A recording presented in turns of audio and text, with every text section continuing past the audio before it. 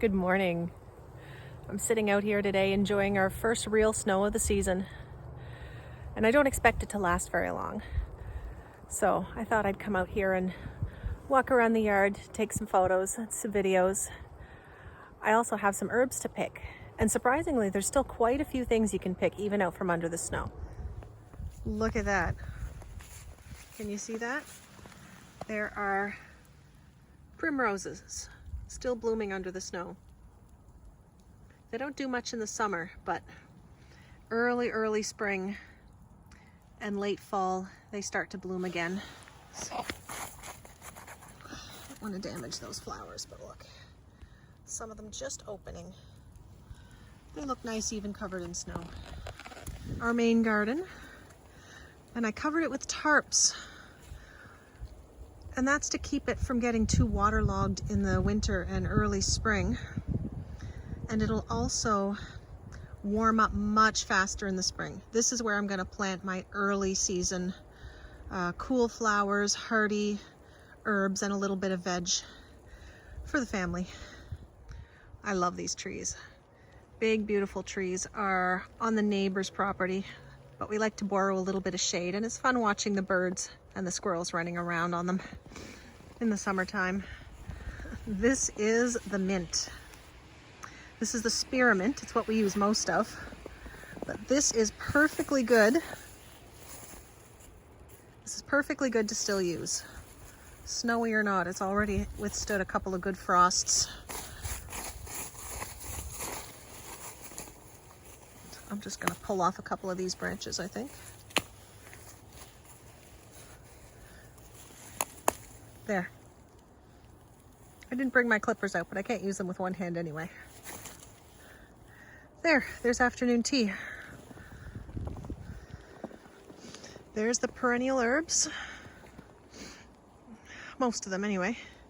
It's hard to see what's under there, but we're going to take a look at this one here on the right on the corner. There. All that thyme is still perfectly good to use. I'm not going to pick any of that today. I tend to just run out and grab what I need. We are only that far from the back door. Right over here, there's a little bit more rosemary. That will easily handle -10, -15, and sometimes colder depending on the variety. And I actually did cut a bit the other day that's still in the fridge, so I'm going to leave that alone today too. I forgot to mention the thyme is perennial too, so you might not really be harvesting it in January, February, March when it's really cold, but it'll come up pretty quick in the spring, and you can keep harvesting it right up until about -10 or so. This is sage. Sage is just fine for picking too. I think the tarragon's toast. Yeah, that doesn't look that great.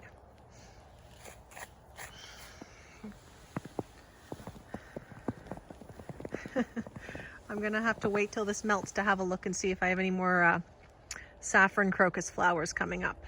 There haven't been many for the last week or so, and they don't like it too wet, so maybe I'll build a little dome over this for the winter.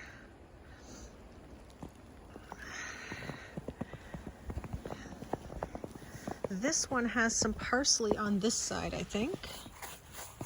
Yep, that parsley's perfectly fine.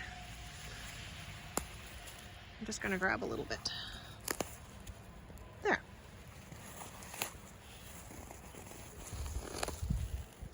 There we go.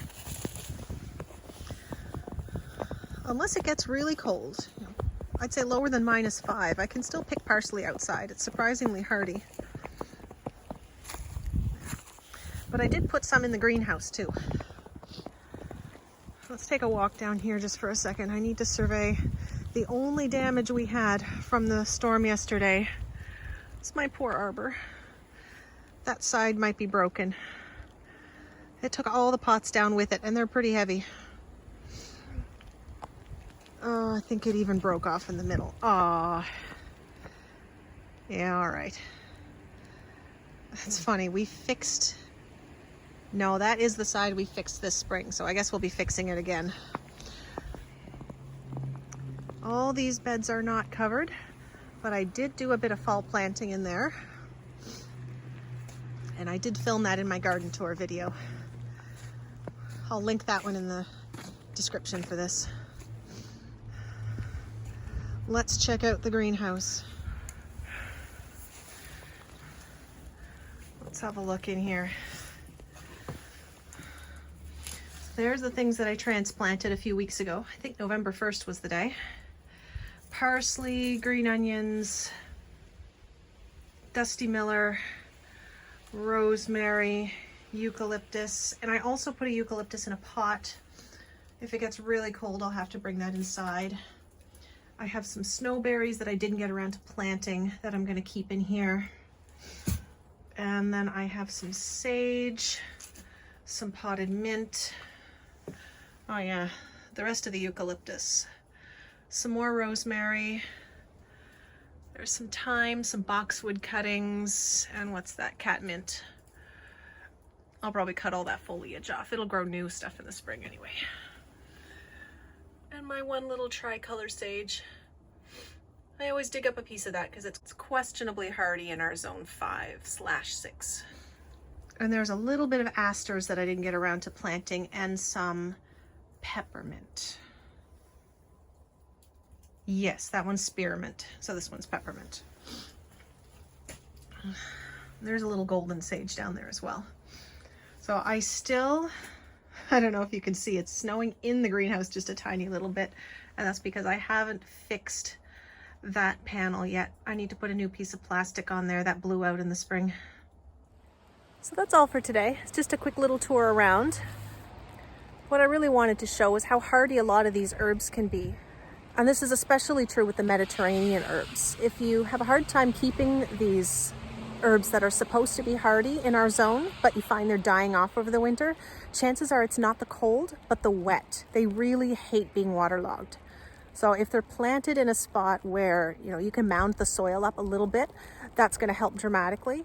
But also to put something over the top. And in the past, I have unbent wire coat hangers into little hoops because I just found them lying around the house, and a little piece of plastic over the top. You can even leave the sides open because that'll just keep the soil from getting too wet and getting bogged down with snow. There, those hoops right there used to be coat hangers.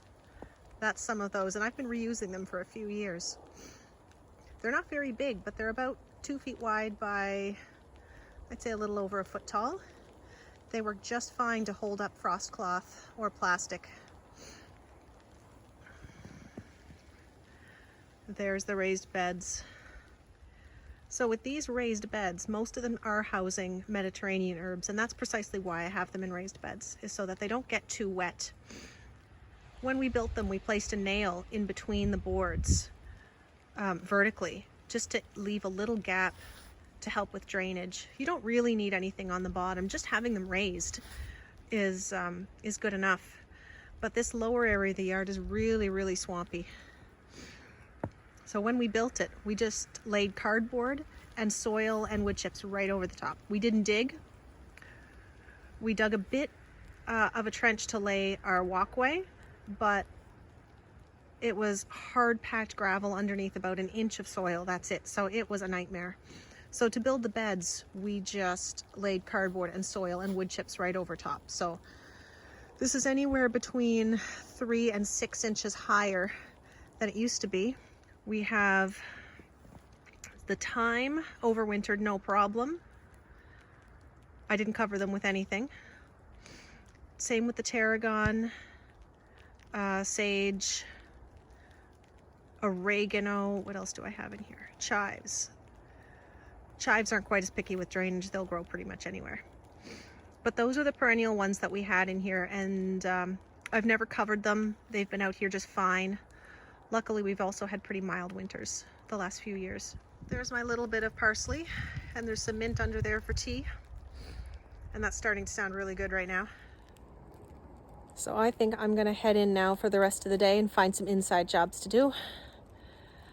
Make that mint tea and enjoy the view of the snow from inside. If you're enjoying this content, you could do me a big favor and hit the like and subscribe button, and you can turn off the notifications if you prefer. The point of this channel isn't really for selling anything. but mostly to help answer the questions that I get a lot of as an herb grower, and as I dive more into local flowers as well. My garden is primarily no-till, no digging or very little digging. And though we're not certified, I'm growing everything based on organic principles, regenerative agriculture, and as low environmental impact as possible. So again, thanks so much for watching, everybody. See you next time.